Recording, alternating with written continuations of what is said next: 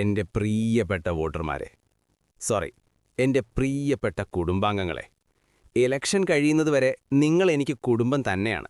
അത് കഴിഞ്ഞാൽ പിന്നെ നമ്മൾ തമ്മിൽ അപരിചിതർ എന്ന സിനിമയിലെ പോലെയാണല്ലോ. കഴിഞ്ഞ 5 വർഷം ഞാൻ എവിടെയായിരുന്നു എന്ന് ചിലർ ചോദിക്കുന്നുണ്ട്. ഞാൻ എവിടെയും പോയിട്ടില്ല സുഹൃത്തുക്കളെ. ഞാൻ നിങ്ങളുടെ സ്വപ്നങ്ങളിലായിരുന്നു. നിങ്ങൾ ഉറങ്ങുമ്പോൾ ഞാൻ നിങ്ങളുടെ കൂടെ ഉണ്ടായിരുന്നു. അതുകൊണ്ടല്ലേ കഴിഞ്ഞ തവണ വാഗ്ദാനം ചെയ്ത റോഡും പാലവും ഇപ്പോഴും നിങ്ങളുടെ സ്വപ്നത്തിൽ തന്നെ ഇരിക്കുന്നത്. അത് യാഥാർത്ഥ്യമായാൽ പിന്നെ നിങ്ങൾക്ക് സ്വപ്നം കാണാൻ എന്തുണ്ടാകും? നിങ്ങളുടെ ഉറക്കം നഷ്ടപ്പെടുത്താൻ എനിക്ക് മനസ്സില്ല. അതാണ് എൻ്റെ രാഷ്ട്രീയം. കഴിഞ്ഞ തവണ പറഞ്ഞ കുടിവെള്ളം എവിടെ? അതിനെന്താ കുടിവെള്ളം? നല്ല ചോദ്യം. സുഹൃത്തെ, വെള്ളം കുടിക്കുന്നത് ആരോഗ്യത്തിന് നല്ലതാണ്, പക്ഷെ അമിതമായാൽ ആപത്താണ്. നാടിനെ പ്രളയത്തിൽ നിന്ന് രക്ഷിക്കാനാണ് ഞാൻ പൈപ്പിൽ വെള്ളം വിടാതിരുന്നത്. ദൂരക്കാഴ്ചയുള്ള നേതാവെന്ന് പറഞ്ഞാൽ ഇതാണ്.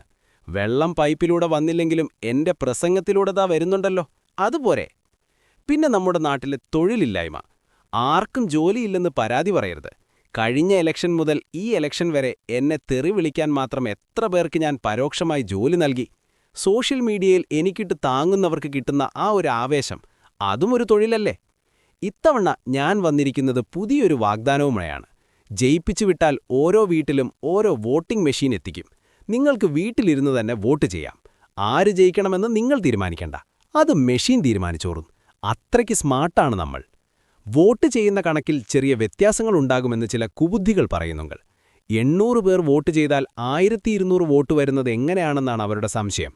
ഇതിനെയാണ് വളർച്ച എന്ന് പറയുന്നത്. ഇട്ടതിനേക്കാൾ കൂടുതൽ കിട്ടുന്നതൊരു നല്ല കാര്യമല്ലേ?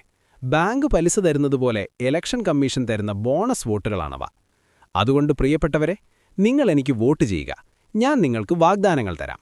വോട്ട് ചെയ്യുന്നത് നിങ്ങളുടെ കടമ, വാഗ്ദാനം ലംഘിക്കുന്നത് എൻ്റെ അവകാശം. ജനാധിപത്യം വിജയിക്കും.